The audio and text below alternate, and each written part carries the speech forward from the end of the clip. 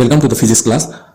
आज की वीडियो का टॉपिक है आरटीएम नागपुर यूनिवर्सिटी के तहत BSc third year semester 6 physics paper 1 सभी यूनिट्स के ऊपर न्यूमेरिकल्स आज देखेंगे। तो फर्स्ट यूनिट है यूनिट 1 जिसका नाम है रिलेटिविटी। अब रिलेटिविटी के बेस पर हम न्यूमेरिकल सॉल्व करेंगे।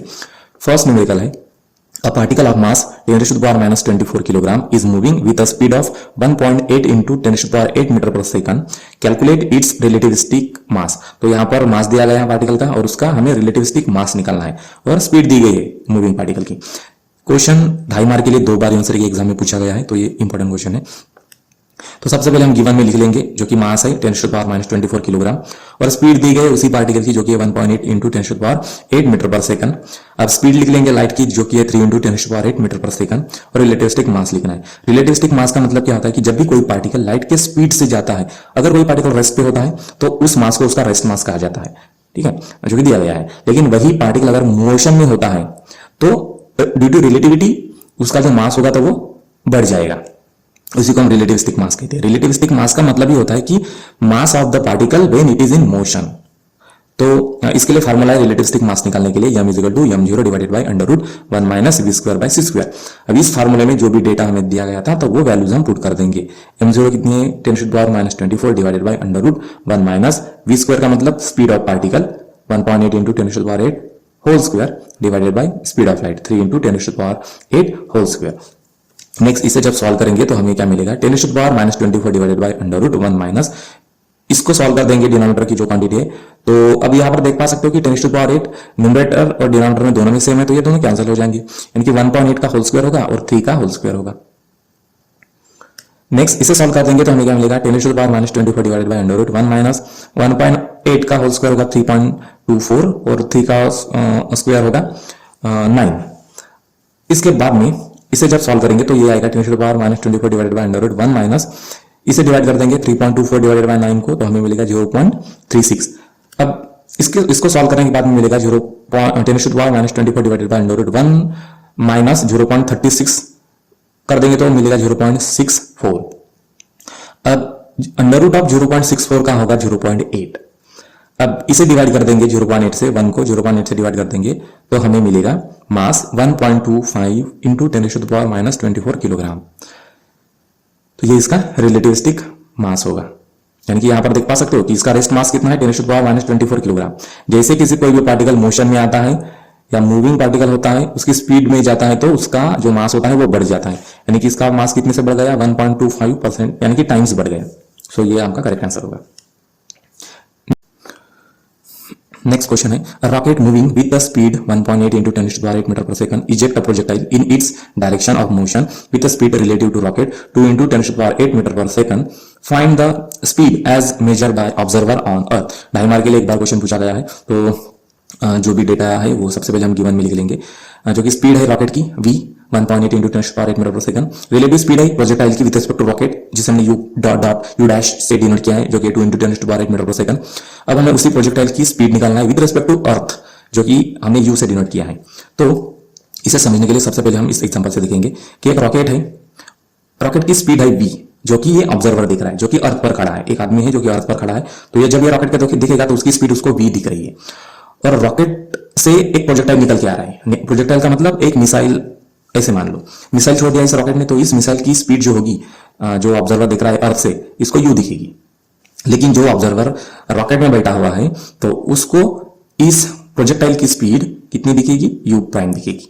तो ये होगी u प्राइम का मतलब स्पीड ऑफ प्रोजेक्टाइल या फिर speed of bullet with respect to rocket, यानी कि रॉकेट में जो भी आदमी बैठा होगा तो उसको बुलेट की स्पीड या इस प्रोजेक्टाइल की स्पीड u डैश दिखेगी। लेकिन ये जो आदमी है अर्थ पर खड़ा हुआ उसको प्रोजेक्टाइल की स्पीड u दिखेगी और रॉकेट की स्पीड v दिखेगी।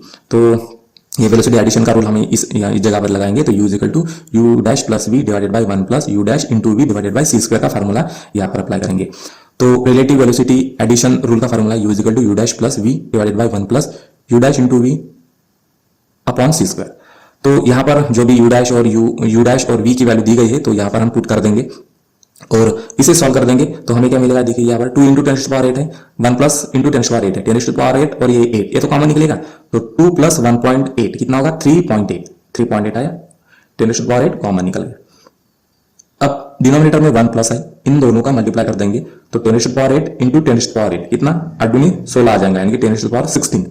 2 इंटू 1.8 कितना 3.6 divided by 3 into 10⁸ whole square कितना आएगा, 3 का स्क्वायर आएगा 9 प्लस 8 का स्क्वायर आएगा 16। नेक्स्ट देखेंगे u is equal to 3.8 into 10⁸ divided by 1 plus 0.4। इसको जब सॉल्व करेंगे 16 तो कैंसिल हो जाएगा, यानी कि 3.6 को 9 से डिवाइड कर देंगे तो हमें मिलेगा 0.4। 1 प्लस 0.4 कितना आएगा 1.4। अब 3.8 डिवाइडेड बाय 1.4 कर देंगे तो हमें मिलेगा 2.714 और ये पावर जो होगा वो एज इट इज रहेगा जो कि है 10⁸ मीटर पर सेकंड। तो ये जो स्पीड है तो ये रिलेटिव स्पीड है इस प्रोजेक्टाइल की विथ रिस्पेक्ट टू अर्थ। तो ये आपका फाइनल आंसर होगा। नेक्स्ट क्वेश्चन है the total energy of a particle is exactly twice its rest energy, calculate its speed. तो ये 2.5 मार्क के लिए क्वेश्चन एक बार पूछा गया था। तो इसमें टोटल एनर्जी निकालना है, इसमें स्पीड निकालना है और टोटल एनर्जी दी गई है जो कि रेस्ट मास से डबल है। तो गिवन में लिख लेंगे टोटल एनर्जी कितनी है, total energy of the particle mc² से डिनोट करते हैं जो कि 2 टाइम्स है रेस्ट मास एनर्जी। m0 यानी कि रेस्ट मास, m0c² यानी कि rest mass energy, speed of particle v जो कि हमें निकालना है। तो हम फार्मूला लगाएंगे यहाँ पर रिलेटिविस्टिक मास का। रिलेटिविस्टिक मास का formula m is equal to m0 divided by √1 minus v² upon c²। Formula में अभी इसको थोड़ा सा मॉडिफाई करेंगे फार्मूला को, क्योंकि हमें ये वेलोसिटी निकालना है। तो क्या होगा, हम c² से मल्टीप्लाई कर देंगे लेफ्ट साइड और राइट साइड को। तो यहाँ पर भी c² आएगा, यहाँ पर भी c² आएगा। उसके बाद में ये जो न्यूमरेटर है, ये जो डिनोमिनेटर की क्वांटिटी है, तो इसे हम लेफ्ट साइड लेके जाएंगे और ये mc² को इस डिनोमिनेटर में लेके आएंगे, यानी कि m0c² अपॉन mc² आएगा। अब इस फार्मूले में हम क्या करेंगे, ये mc² की जो वैल्यू है गिवन में तो ये पुट कर देंगे यहाँ पर। तो हमें मिलेगा √1 minus v² by c² is equal to m0c² divided by m 2 times m0c²। अब यहाँ पर m0c² दोनों सिमिलर है तो ये दोनों कैंसिल होंगे और हमें मिलेगा √1 minus v² divided by c² is equal to 1/2। अब इसे सॉल्व कर देंगे, यानी कि स्क्वायर करना पड़ेगा। स्क्वेयरिंग कर देंगे ऑन द बोथ साइड्स तो क्या मिलेगा, ये अंडर रूट कैंसिल होगा और इसका स्क्वायर हो जाएगा। तो 1/2 का होल स्क्वायर 1/4 और इसका होल स्क्वायर कर देंगे, अंडर रूट कैंसिल होगा तो 1 माइनस v² बाय c² आएगा। फिर से इसे सॉल्व कर देंगे तो इसके लिए क्या करना पड़ेगा, ये जो v² बाय c² है निगेटिव है, इसे राइट हैंड साइड लेके जाएंगे और ये 1/4 राइट हैंड साइड पे है तो इसको लेफ्ट हैंड साइड में लेके आएंगे। तो 1 माइनस 1/4 होगा is equal to v² by c² होगा। अब यहाँ पर हमें क्या करना है, 1 माइनस 1/4। तो इसको सॉल्व कैसे करना है भी, 4 इंटू 1 का मतलब 4 माइनस 1 डिवाइडेड बाई 4। तो 4 माइनस 1 कितना होगा 3 डिवाइडेड बाई 4 का मतलब 4, यानी कि 3/4 is equal to v² by c²। अब फर्दर इसको सॉल्व करेंगे, v² इज इक्वल टू ये c² इससे मल्टीप्लाई कर देंगे, ये ऐसे क्रॉस मल्टीप्लाई, तो v² is equal to 3/4 c² होगा। अब v निकलना है तो इसका अंडर रूट लेना पड़ेगा, तो v is equal to √3/4 into c। ठीक है, तो इसको जब सॉल्व करते हैं तो क्या मिलेगा 0.86 इंटू c का मतलब स्पीड ऑफ लाइट। तो ये आपका आंसर होगा। नेक्स्ट यूनिट है unit 2 nuclear physics. Nuclear physics के ऊपर में आप न्यूमेरिकल देखेंगे। फर्स्ट न्यूमेरिकल है radio frequency oscillator supply signal of 10 kilovolt 10 megahertz is connected to linear accelerator. Calculate the time for which accelerating proton remains inside the drift tube and maximum energy required by proton if 55 drift tube are in the accelerator. 2 mark के लिए question पूछा गया है।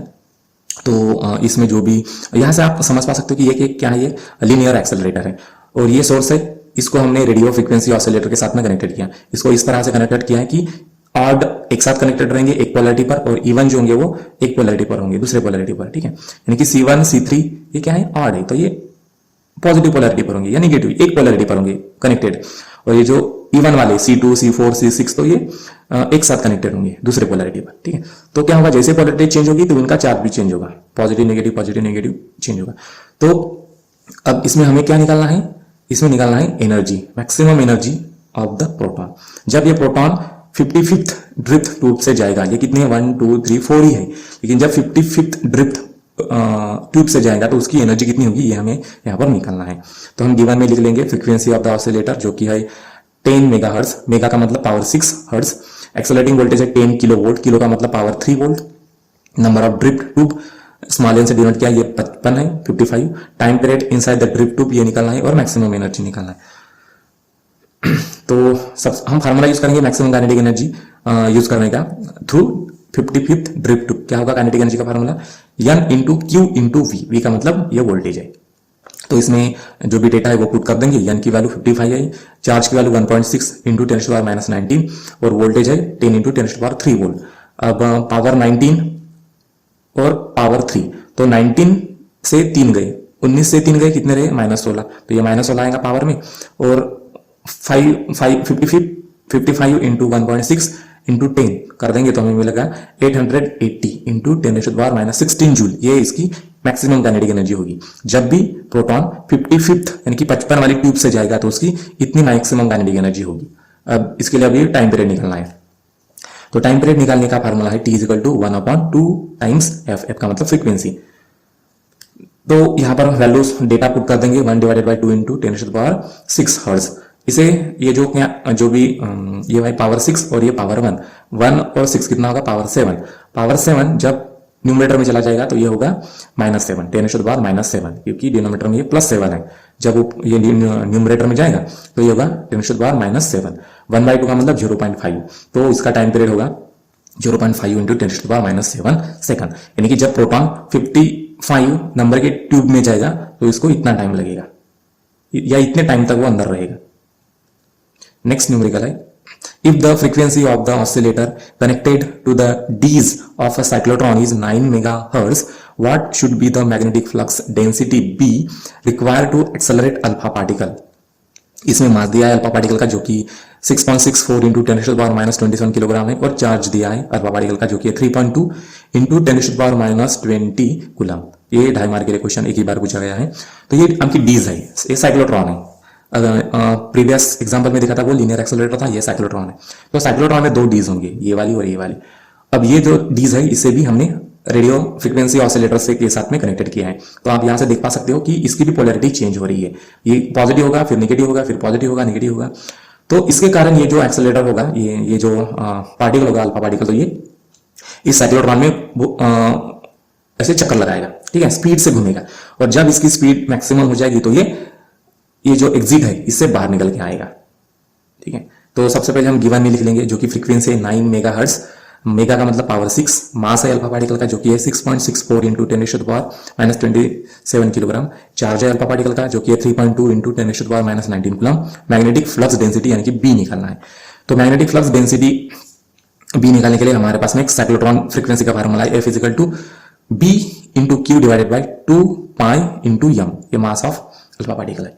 तो यहां से हमें B निकालना है, फ्लक्स डेंसिटी। तो ये निकालने के लिए क्या करना पड़ेगा? ये जो डिनोमिनेटर की क्वांटिटी है तो ये फ्रीक्वेंसी के साथ में मल्टीप्लाई कर देंगे और इसको डिवाइड कर देंगे Q से।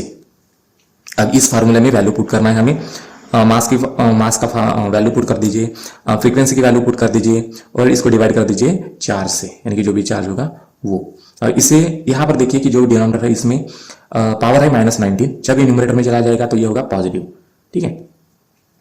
तो अब हमें क्या मिलेगा? 2 इंटू 3.14 इंटू 6.64 इंटू 9 कर देंगे तो हमें मिलेगा 375.2 इंटू, अब यहां पर क्या आएगा? न्यूमरेटर में पावर -7 आया। अब डिनोमिनेटर में है -19, न्यूमरेटर में जाएगा तो होगा +19 और ये 10⁻6 एज इट इज +6, तो और डिवाइडेड बाय होगा 3.2।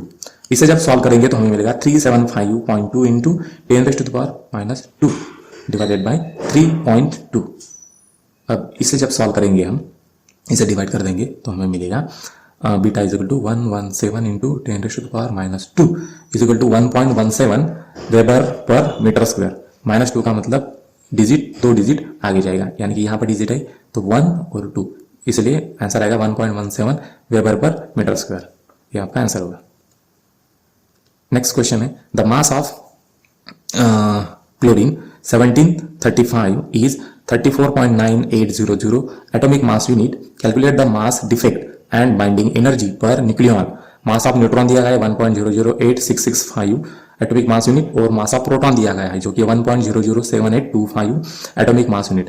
2 बार क्वेश्चन 2.5 मार्क के लिए पूछा गया, तो ये भी इंपॉर्टेंट क्वेश्चन है। तो इस डायग्राम में देख पा सकते हो आप, ये हम इस हेलियम के एग्जाम्पल से देखेंगे कि हेलियम, इसका हेलियम जो है 2He4 यानी कि मास नंबर है 4, एटॉमिक नंबर है 2, यानी कि इसमें 2 प्रोटॉन रहेंगे और 2 प्रोटॉन और 2 न्यूट्रॉन रहेंगे, ठीक है। अब यहाँ पर देखिए कि ये जो न्यूक्लियस है हीलियम का, तो ये 2 प्रोटॉन और 2 न्यूट्रॉन से बना हुआ है। तो जब भी 2 प्रोटॉन और 2 न्यूट्रॉन का हम वेट करते हैं तो इसका वेट एक हीलियम न्यूक्लियस से ज्यादा आता है, ये देखिए।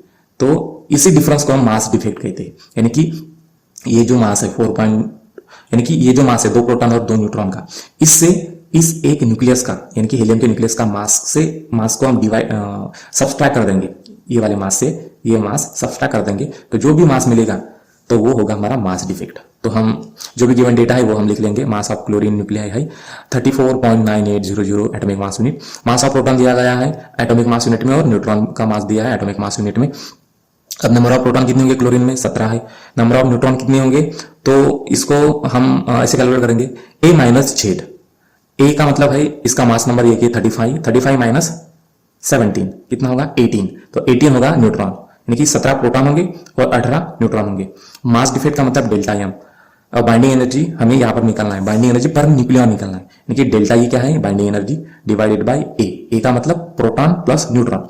तो इस तरह से बाइंडिंग एनर्जी पर न्यूक्लियॉन हमें निकालना होगा। तो सबसे पहले हम मास डिफेक्ट निकालेंगे। मास डिफेक्ट का फॉर्मूला है Z into M P, Z का मतलब number of proton, plus A minus Z का मतलब number of neutron into mass of neutron minus mass of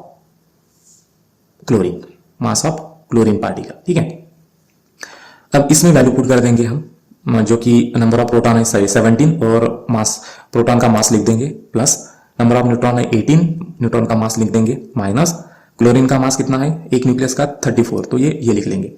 अब 17 into mass of protein multiply कर देंगे तो मिलेगा 17.1330, वैसे ही प्लस 18 को मास ऑफ न्यूट्रॉन से मल्टीप्लाई कर देंगे तो मिलेगा 18.1559 माइनस क्लोरीन के एक न्यूक्लियर का मास, इससे सब्ट्रैक्ट कर देंगे तो हमें मिलेगा मास डिफेक्ट 35.2889 माइनस 34.9800।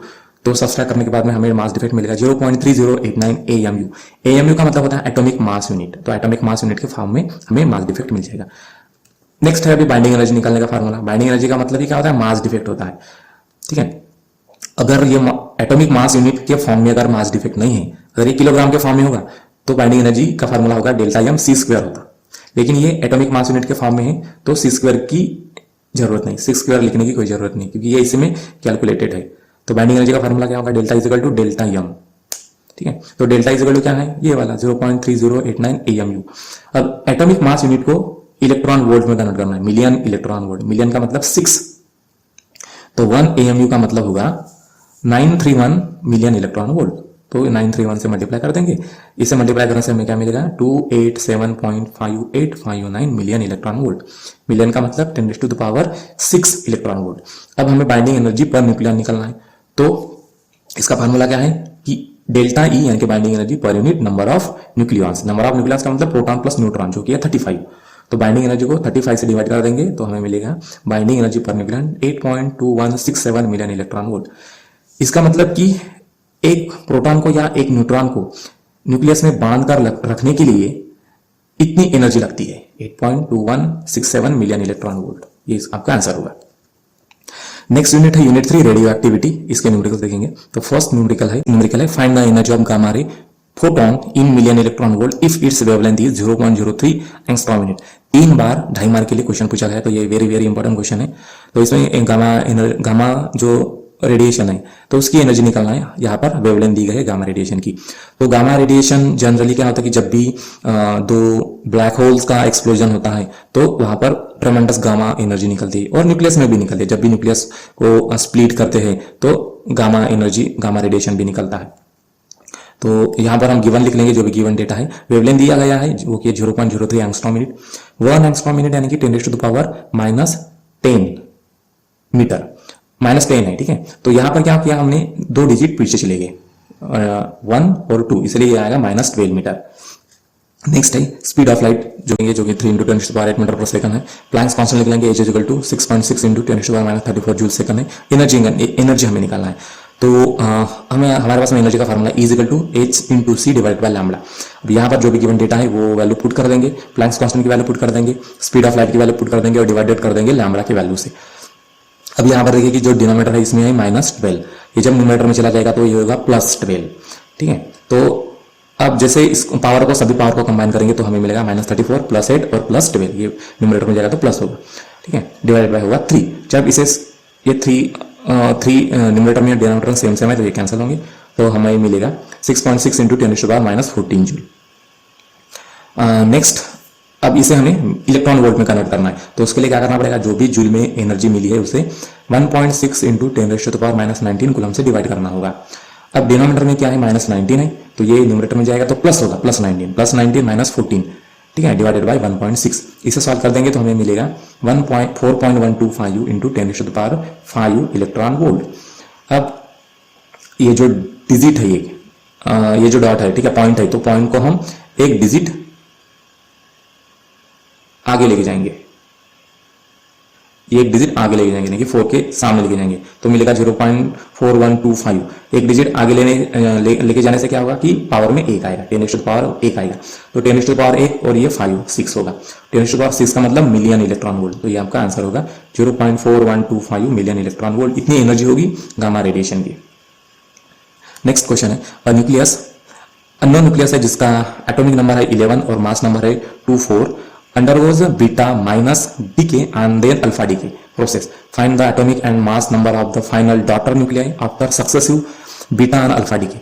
2 बार 2.5 मार्क के लिए क्वेश्चन पूछा गया, तो ये भी इंपॉर्टेंट क्वेश्चन है। तो यहाँ पर आप 2 रिएक्शन देख पा रहे हो, एक बीटा रिएक्शन है और एक अल्फा रिएक्शन है। तो अल्फा रिएक्शन का मतलब क्या होता है कि एक सपोज मान लो यूरेनियम के एग्जाम्पल लेते हैं, तो यूरेनियम जब स्प्लिट होता है, जब न्यूट्रॉन इसको टकराता है तो ये स्प्लिट होगा।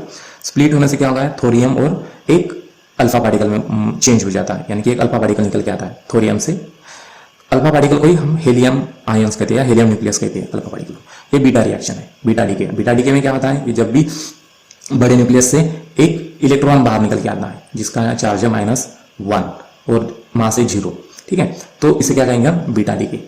तो जो भी गिवन है वो लिख लेंगे। न्यूक्लियर रिएक्शन, न्यूक्लियर रिएक्शन क्या है हमारी, X1114, तो इससे कुछ तो अननोन डॉटर निकल रहा है, ये प्रोडक्ट है, सॉरी ये हमारा पैरेंट न्यूक्लियस है और ये हमारा डॉटर न्यूक्लियस है, ठीक है।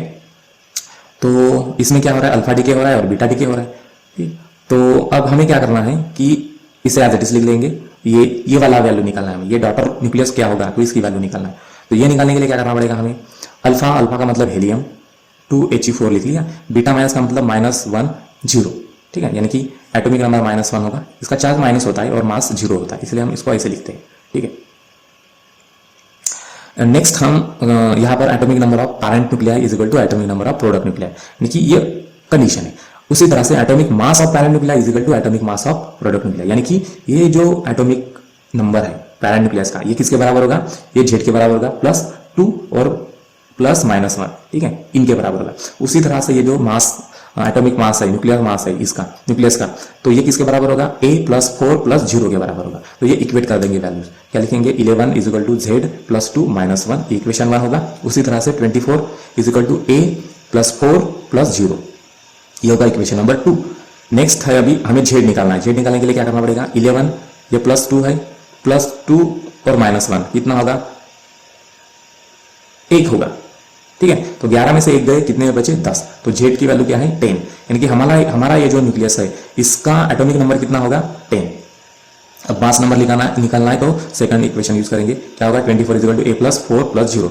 24 में से 4 गए, कितने होंगे, 20, तो मास क्या है इसका, 20। तो हमारा जो ये डॉटर न्यूक्लिया है ये वाला, ठीक है, तो ये क्या है, इसका एटॉमिक नंबर है Z और मास नंबर है 20, ठीक है। नेक्स्ट यूनिट है यूनिट 4 बायोफिजिक्स, इसका फर्स्ट न्यूमेरिकल देखेंगे। If the radial distance of the particle from the axis of rotation is 150 millimetre and the rotation पर minute speed of rotor is 2500, find the relative centrifugal force. ये 2 बार 2.5 mark के लिए question पूछा गया है, तो ये भी क्वेश्चन बहुत इंपॉर्टेंट क्वेश्चन है। तो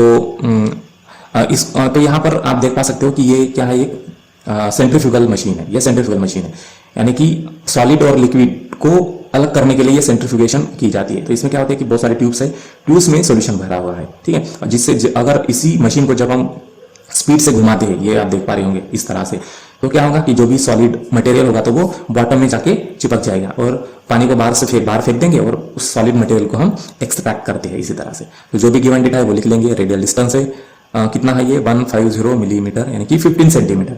रेडियल डिस्टेंस का मतलब क्या है, ये सेंटर में से, ये जो सेंटर है, सेंटर से इनका डिस्टेंस यहाँ तक, ये जो सेंटर है यहाँ से यहाँ का डिस्टेंस, ठीक है, पार्टिकल का डिस्टेंस, ये वाला रेडियल। रोटेशन पर मिनट कितना होगा, 2500, ये वाला रोटेशन, यानी कि एक मिनट में कितने रोटेशन करता है, तो एक मिनट में 250 रोटेशन करता है। तो हमें रिलेटिव सेंट्रीफ्यूगल फोर्स निकालना है। तो इसका फार्मूला है, रिलेटिव सेंट्रीफ्यूगल फोर्स का फार्मूला है F is equal to 11.18 into R into N divided by 1000 whole square. अब यहां पर हम जो भी गिवन डेटा है वो पुट कर देंगे, यानी कि आर की वैल्यू है 15 सेंटीमीटर, 15 सेंटीमीटर पुट कर देंगे।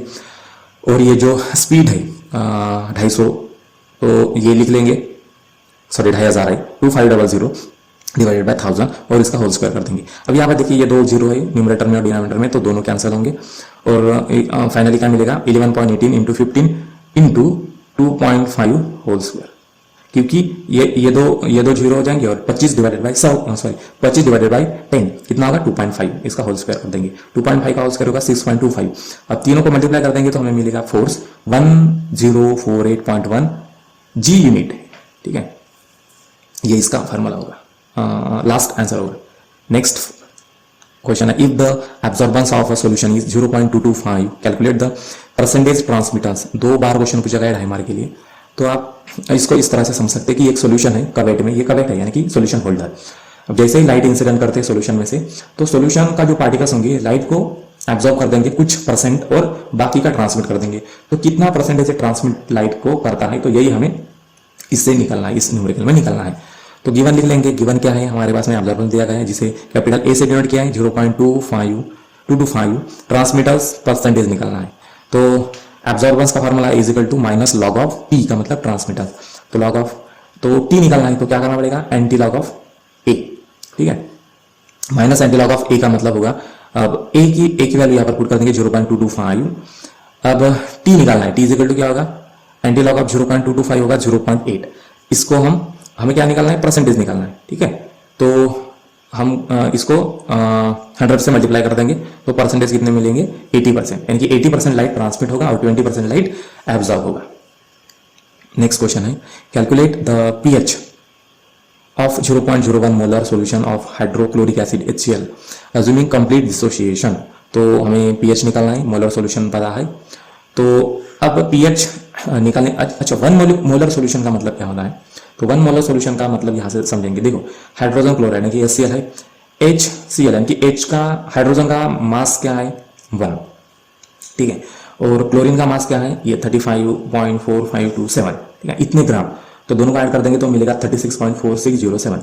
तो इतने ग्राम HCl अगर 1 लीटर में मिक्स कर देंगे तो उसी सॉल्यूशन को हम क्या कहेंगे 1 मोलर सॉल्यूशन, ठीक है, यानी कि जितना मोलिकुलर वेट होगा HCl का, जितना मोलिकुलर वेट होगा उतने मोलिकुलर वेट के बराबर HCl को हम लेंगे, पाउडर लो या सॉल्यूशन लो, जब हम उसे 1000 ml यानी कि 1 लीटर पानी में डिसॉल्व करेंगे तो वैसे सॉल्यूशन को हम 1 मोलर सॉल्यूशन कहते हैं। गिवन लिख लेंगे, कॉन्सेंट्रेशन है HCl का 0.01 मोलर सॉल्यूशन। अब 1 डिवाइडेड बाई 100 कर देंगे तो ये होगा 10⁻⁻2 मोलर सॉल्यूशन, ठीक है, यानी कि यही है, यानी कि हमने क्या किया 2 डिजिट पीछे चले गए, यानी कि 1 और 2, इसीलिए क्या होगा 1 × 10⁻⁻2 मोलर सॉल्यूशन। तो सेम है ये, लेकिन हमने इसको ये डिजिट के ये डॉट के फॉर्म में था तो ये इसको हमने पावर के फॉर्म में लिख लिया सेम क्वांटिटी को, ठीक है। अब हमें पीएच निकालना है, तो पीएच का फॉर्मूला क्या होगा, pH of the solution is given by pH is equal to minus log of H plus ions. H plus ions का मतलब ये मोल्स कितने हैं 10⁻⁻2 molar solution, minus log of 10⁻⁻2 molar solution. तो अब ये जो -2 है तो ये सामने आ जाएगा क्योंकि ये लॉग का प्रॉपर्टी हमें अप्लाई करना है। तो pH is equal to minus as it is into -2 into log of 10। अब लॉग ऑफ 10 का मतलब 1 होता है, -2 2 2, पीएच कितना होगा 2 होगा।